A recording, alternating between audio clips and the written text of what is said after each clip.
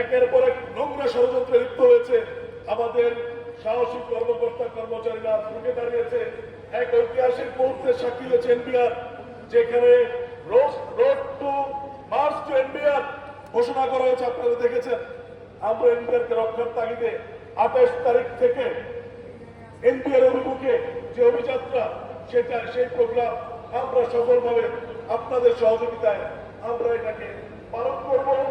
এবং এই মুহূর্তে যে সকল কর কমিশনারের, কাস্টমস কমিশনারের এবং ভ্যাট কমিশনারের সম্মানিত কমিশনার মহোদয়গণ আমাদেরকে সহযোগিতা করছেন, তাদের সাথে আমরা কৃতজ্ঞতা প্রকাশ করছি।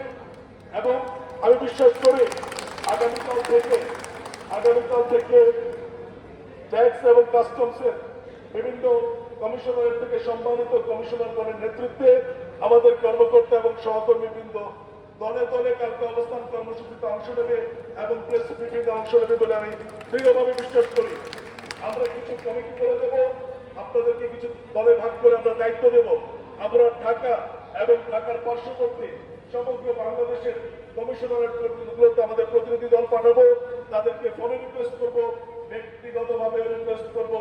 বাট স্যারদেরকে বলতে চাই, স্যার আপনারা আমাদের সিনিয়র, এই ইতিহাসের এই ক্রান্তি লগ্নে এনবিআর কে বাঁচানোর এই ক্রান্তি লগ্নে আপনারা বেরিয়ে আসেন। আপনারা আমাদের মুরব্বী, গাইড করবেন, আপনাদেরকে মাথার তাজ করে রাখবো। কিন্তু না এসে যদি বাধা ক্রিয়েট করেন, ফোনে আজে বাজে কথা বলেন, ডিমোরালাইজ করেন, তালিকা কিন্তু দীর্ঘ হচ্ছে। সেই তালিকা কিন্তু জনসমক্ষে প্রকাশ করা হবে। আমাদের আগামী দিনের আমরা চাকরি ছেড়ে দিতে পারি। আগামী দিনের রাজস্ব প্রজন্ম আপনাদেরকে একে একে খুঁজে খুঁজে বের করবে। আপনাদেরকে বিনীতভাবে অনুরোধ করবো, ইতিহাসের এই ক্রান্তি লগ্নে, এনবিআর এর ক্রান্তি লগ্নে আপনারা রেসপন্স করুন। এই পর্যায়ে আপনাদেরকে আজকের এই অনুষ্ঠানটিকে সফল করার জন্য পুনরায় আন্তরিক ধন্যবাদ।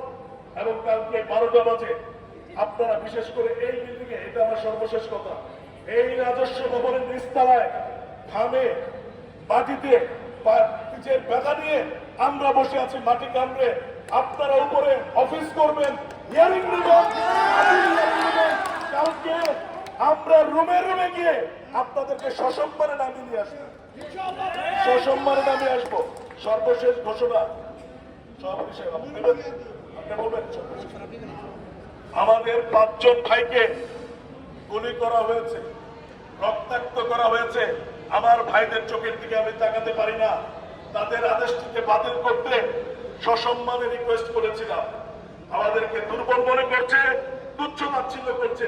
আমাদের কাস্টমসের ভাই, তাকে আক্রান্ত করা হয়েছে। এর আগে আপনারা জানেন আমাদের কমিশনার শাহাদাত স্যারকে, ট্যাক্স কমিশনার স্যারকে তার ভদ্রতার সুযোগ দিয়ে তাকে হুমকি দিয়ে বদলি করা